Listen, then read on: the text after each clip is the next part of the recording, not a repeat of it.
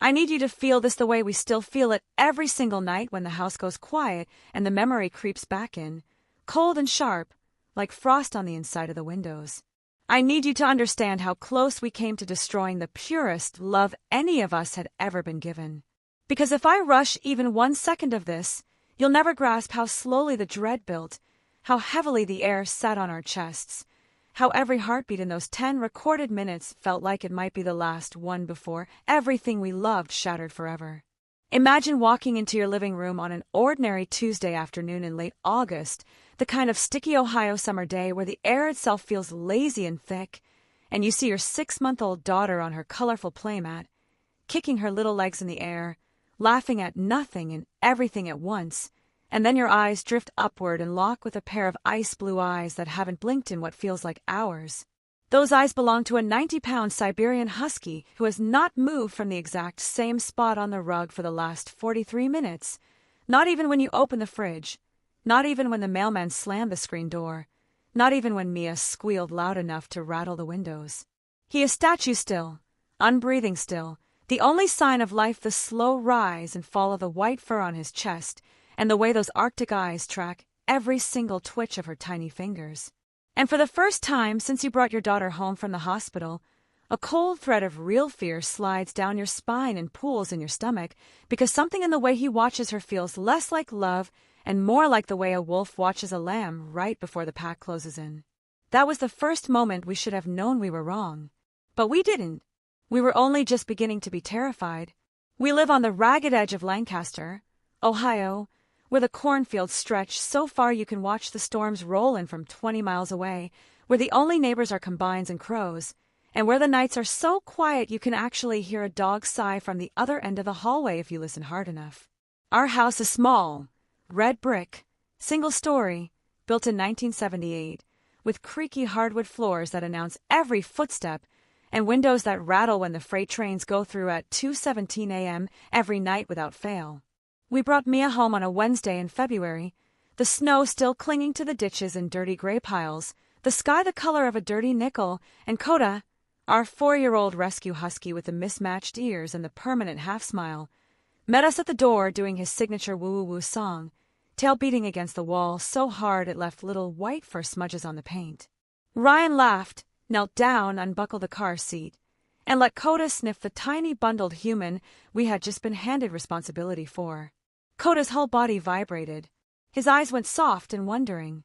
He licked Mia's tiny fist once, gently, reverently, then looked up at us as if to say thank you for the best gift anyone had ever given him. We thought that was the beginning of something beautiful. We had no idea it was the beginning of a war. The first real cry came at 1:14 a.m. exactly, piercing, desperate, the kind that rips parents out of sleep like a fire alarm. Ryan and I both bolted upright at the same second, hearts already racing, but before either of us had swung our legs over the edge of the bed, we heard it. The soft thud of 4 paws hitting the hallway floor, the quiet click-click-click of nails on hardwood, and then silence. We stumbled into the nursery together, and there he was, Coda, standing in the doorway like a marble statue carved out of moonlight, nose pressed to the crack beneath the door, ears pinned flat against his skull, eyes wide and glassy and fixed on the crib as though he could see straight through the slats to the tiny human screaming inside. He didn't whine. He didn't pace. He didn't even acknowledge we were in the room. He just stood guard. Ryan reached down to nudge him aside, and Coda didn't budge, not even a twitch. That was the first night. By the third night, we were already scared. There is something deeply unsettling about being watched by eyes that never blink. Coda's stare wasn't the soft, gooey gaze people post on Instagram with captions like, "He loves her so much." This was different. This was surgical. When Mia napped in her swing, he lay on the floor 6 feet away and stared until she woke up. When she had tummy time, he positioned himself at the edge of the mat and stared until her little neck gave out and she face-planted into the padded giraffe. When I carried her into the kitchen to warm a bottle, he followed and stared from the doorway, never crossing the invisible line he had drawn in his mind.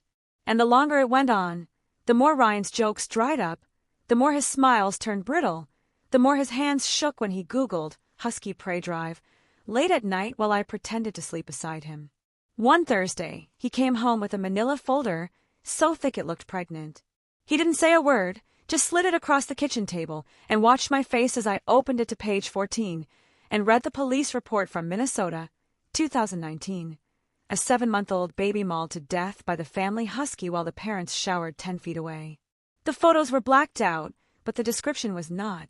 That night he built the baby gate. That night he locked Coda in the garage.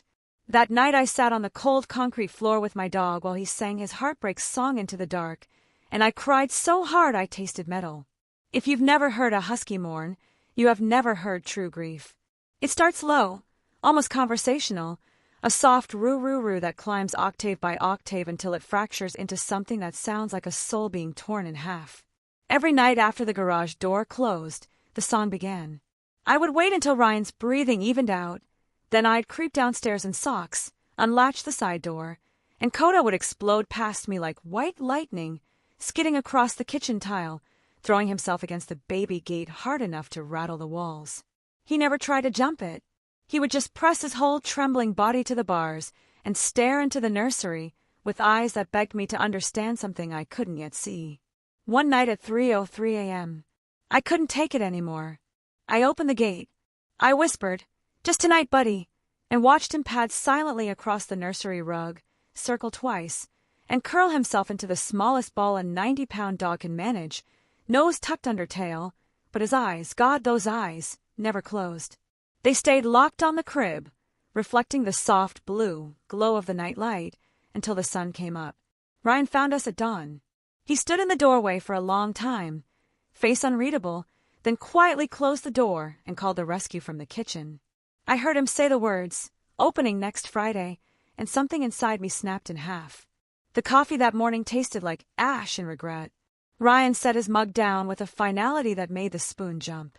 "They'll take him next Friday," he said, eyes on the table, not on me. "Good place. No kill. He'll be fine." I don't remember standing.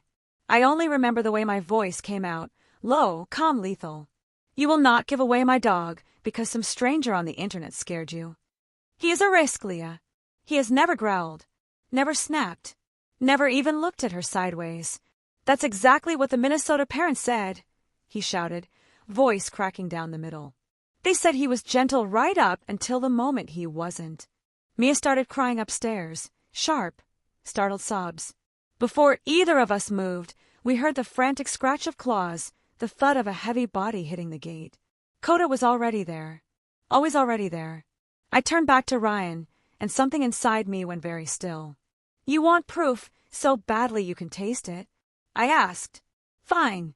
One chance. 10 minutes. Living room. Baby cam rolling. Door closed. Just Mia and Coda. If he does anything, if he so much as curls a lip, I will load him into the car myself, and you will never hear me say his name again. But if he doesn't, you let this go forever." The silence that followed was so complete I could hear the clock ticking in the hallway. Ryan's jaw flexed. His eyes flicked to the stairs where Coda stood trembling against the gate, then back to me. 10 minutes, he said finally, voice barely above a whisper. "One wrong move and he's gone." I nodded, and the countdown began. We chose the living room because it's the biggest open space in the house. One door, high ceilings, no furniture a dog could knock over onto a baby.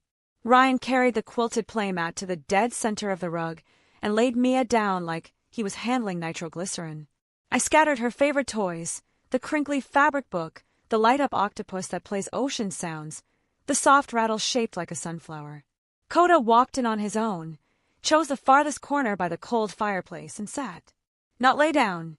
Saturday, ears forward, tail curled neatly around his paws, eyes already locked on her. I climbed the step stool, positioned the baby cam on the highest shelf, angled it down until the red recording light glowed like a demon eye. Hit record, set the 10-minute timer. Ryan kissed me his forehead, whispered, "Daddy loves you more than anything," and then we walked out. The door closed with a soft, terrible click. The house held its breath. Midnight to 2 o'clock. Nothing. Mia babbled to her octopus, kicked her legs, rolled onto her tummy, and squealed at the bright colors. Coda did not move, did not blink, did not even seem to breathe. Ryan stood beside me in the kitchen, arms folded so tight the veins stood out on his forearms, staring at the phone screen like it might bite him. 2:01. Coda's left ear flicked. Just once. Ryan's hand found my wrist and clamped down hard enough to leave fingerprints. 2:12. A sound, soft, mechanical, familiar, started somewhere deep in the house. The low, innocent whir of the robot vacuum waking up for its Thursday night scheduled run. We both froze. We had forgotten. Thursday, 7:30 p.m. auto start. On the monitor, the black disc rolled lazily into frame from the hallway, humming its cheerful little murder tune, sensors glowing, brushes already spinning. Mia saw it, and her entire face lit up like she'd been handed the moon. She loved the vacuum, thought it was the world's best toy. She started army crawling straight toward it, chubby hands slapping the floor, laughing so hard drool trailed from her bottom lip. The vacuum sensed movement, debris, and accelerated. 2:45. Coda moved. I have no words for how fast a 90-pound husky can move when he decides the time for watching is over. One heartbeat, he was 20 feet away. The next heartbeat, he was airborne. He didn't bark, didn't growl, just pure white silence and muscle as he slid across the floor like a ghost and inserted his entire body between my daughter and the machine. The vacuum bumped into his chest, confused, spun, tried to detour around him. Coda dropped into a crouch so low his belly fur brushed the rug, lips peeling back from every gleaming tooth, and the sound that came out of him was not a dog sound. It was primal, ancient, a roar that rattled the baby monitor speaker and made the hair on my arms stand straight up. Mia clapped her hands and laughed harder, thinking this was the best game ever invented. The vacuum, undeterred, reversed and came at her from the other side, heading for her trailing foot in the little pink dinosaur sock. Coda lunged. 3:20. He slammed both front paws down on top of the vacuum, so hard the camera lens shook and the picture wobbled. The machine let out a sad, confused beep, tried to reverse, but Coda pinned it like a lion pinning prey. His lips curled all the way back, saliva dripping from fangs I didn't know he had, eyes wild with something that looked a lot like terror and a lot more like rage. Ryan made a broken sound beside me, half sob, half prayer, and started for the door. I grabbed his arm. "Watch," I whispered. "Just watch." 3:48. Coda leaned down, clamped his jaws around the plastic edge, not biting through, just gripping, and with one violent twist of his neck flung the vacuum 3 feet across the room. It landed upside down, while spinning helplessly in the air, beeping in robotic surrender. Only then did Coda allow himself to breathe. Chest heaving, hackles still raised to razor points, he stood over Mia like a living fortress, scanning every corner of the room as if he expected the vacuum to sprout legs and come back with friends. Mia, completely unafraid, crawled forward, wrapped both starfish hands around his front leg, and buried her giggling face in his fur. Coda looked down at her, and the snarl melted away like it had never existed. He folded himself around her, slow, deliberate, gentle, until she was enclosed in a perfect circle of white fur and muscle, his chin resting across her back, his body a shield against the entire world. His eyes never left the hallway. 4:15 to 10 o'clock. He did not move again. Not when she pulled his ear. Not when she used his tail as a blanket. Not when she fell asleep face down on his neck, drooling into the thick ruff and snoring tiny baby snores. He just guarded. Every second of those 6 remaining minutes, he guarded. Ryan's hand found mine somewhere in that eternity and squeezed until bones creaked. Neither of us spoke. We didn't dare. The timer hit 10 o'clock, and the alarm sliced through the silence like a blade. Ryan was moving before the sound finished, yanking the door open, dropping to his knees in the middle of the living room, voice cracking into a million pieces. "It's okay, bud. It's okay now. You can stand down." Coda's ears flicked. He looked at Ryan for a long, measuring second, then carefully, agonizingly carefully, uncurled himself from around our sleeping daughter. He walked straight to Ryan, pressed his forehead hard into Ryan's chest, and let out the longest, shakiest exhale I have ever heard from any living creature.